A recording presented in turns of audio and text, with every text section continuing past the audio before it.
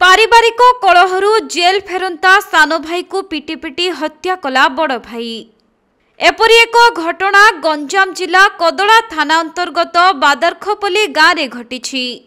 मृत युवक जनक हेउछंती ग्रामर 27 वर्षीय शंभुनाथ राउत। तेबे जहाँ सूचना रही गतकाली संध्या समय एभली अघटन घटी। आउ सान भाई को पिटी पिटी हत्या करिथिबा बड़ भाई थाना को जाई आत्मसमर्पण करिथिबा मध्य जणा पड़िछि।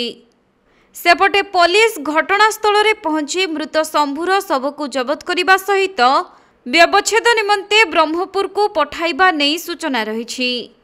तेबे सान भाईर दुर्दांत तथा अमानविक कार्य जोगु परिवार रे पूर्वरु मध्य अशांति लागी रहुथुबा नहीं स्थानीय लोके प्रकाश करिसेंती।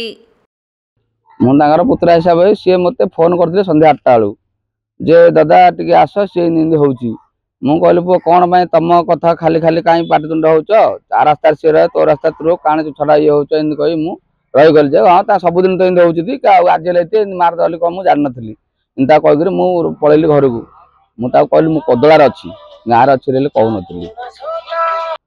तार इन घटना हला परे पुलिस गला परे मते पुलिस वाला फोन करले कि राघव टिके आस तोटा साई की मुले कोन हला सर ना आस एठी टिके मु भाबिली कोन ता से तो फोन करथिला सला कोडे मार देला कोन हला मु ए प्रकार भाबिली मु गली गला देखले ता हातडा बांध दै जति पछपटे मुंटा बाड़ देछि आ पड़छि से डेड बॉडी अछि कोदला मेडिकल।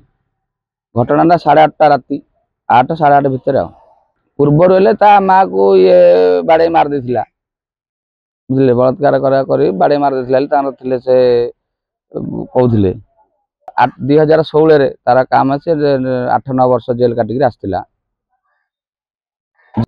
आमे सिन तो किसी जाननु सी कहला मो स्त्री के आउथरे कहला तो मां को जिंदी कर तो तेले सिन कर देनी कहल गुरु खाया बाडुथिला कोना के बोला बोले हेले पिट देला कहउथिला से ता भाईया कहउथिला इंदे।